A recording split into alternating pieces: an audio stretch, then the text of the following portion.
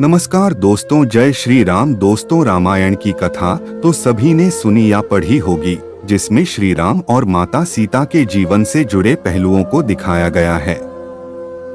उन्हीं में से एक कहानी में बताया गया है कि कैसे मर्यादा पुरुषोत्तम राम अपनी पत्नी सीता को एक धोबी की बातों में आकर अयोध्या छोड़कर जाने को कह दिया था। लेकिन क्या आपको पता है कि वो धोबी के रूप में जन्मा एक पक्षी था, जिसके श्राप की वजह से ही माता सीता को वन में भटकना पड़ा था। जी हाँ, आपने सही सुना, माता सीता को श्राप मिला था। आज हम आपको बताएंगे कि देवी सीता को किस पाप की सजा मिली जो उन्हें वन वन भटकना पड़ा। धरती की कोख से जन्मी थी सीता मिथिला नगरी में जनकराज वशराज करता था। उन्हीं में से एक राजा सीरध्वज थे। एक बार यज्ञ के लिए वो जमीन जोत रहे थे। उसी समय वहां से एक छोटी कन्या निकलती है। इस सुंदर कन्या को देखकर राजा को बहुत खुशी हुई। उन्होंने उस कन्या को अपनी पुत्री बना लिया। उसका नाम सीता रखा। एक दिन सीता अपनी सहेलियों के साथ बगीचे में खेल रही थी। वहां उन्हें एक तोते का जोड़ा दिखाई दिया जो बहुत ही खूबसूरत था।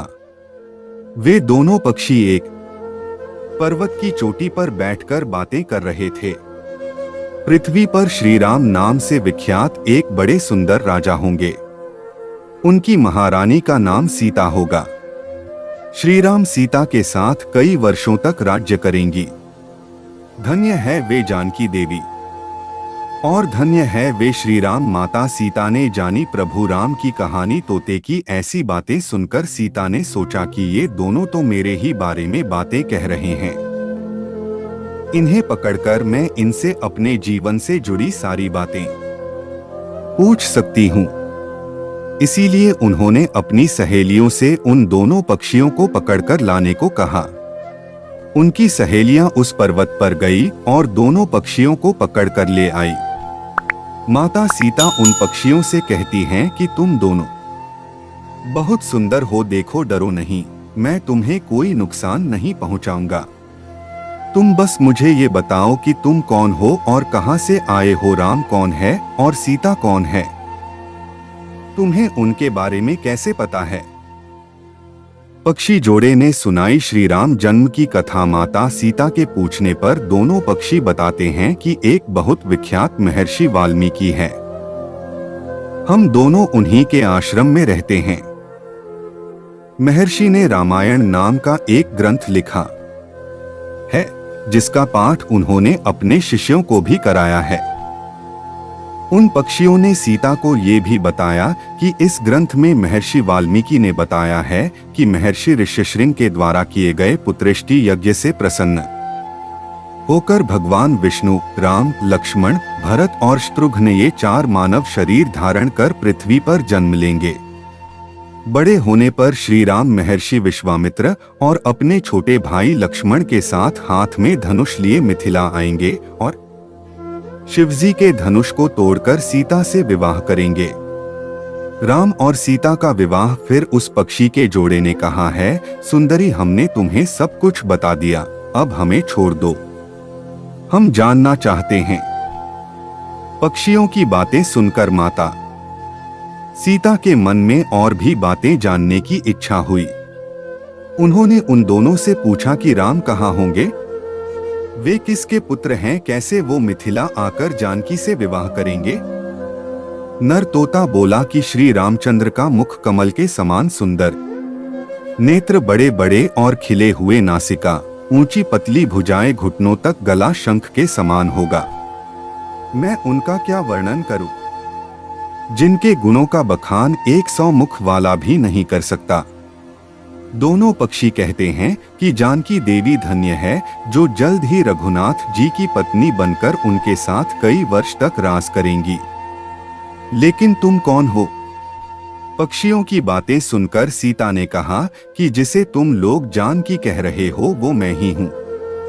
नर तोते की विनती माता सीता उन्हें कहती हैं कि मैं तुम दोनों को तभी छोड़ूंगी जब श्री राम यहाँ आकर मुझसे विवाह करेंगे।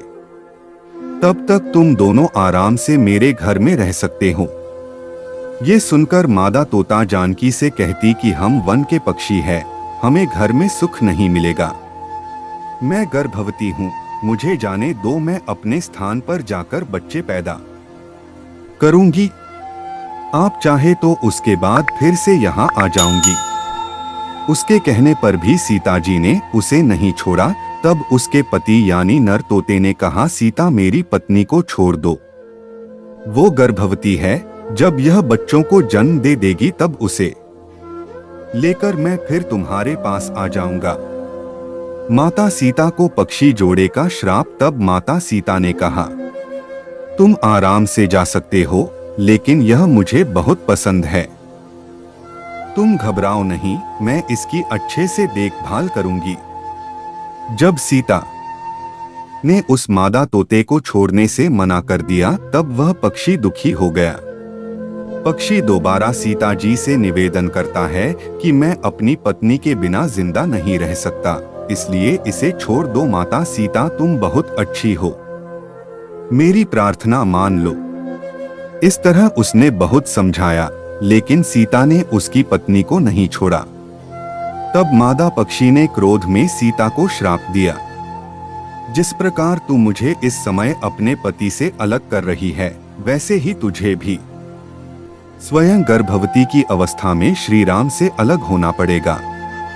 वन वन भटकती रही माता सीता। कुछ दिन बाद पति से बिछड़ने के दुख में मादा पक्षी के प्राण निकल गए। पत्नी की मौत हो जाने पर नर पक्षी दुखी हो गया। फिर वो सीता जी से बोला कि मैं मनुष्यों से भरी श्री राम की नगरी अयोध्या में जन्म लूंगा, मेरे ही कारण तुम्हें पति के वियोग का दुख उठाना पड़ेगा।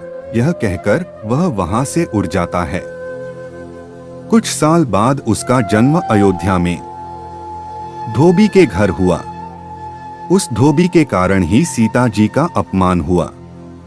उन्हें अपने पति श्री राम से अलग होना पड़ा। उस तोते का श्राप ही सीता जी के पति श्री राम से बिछड़ने का कारण बना।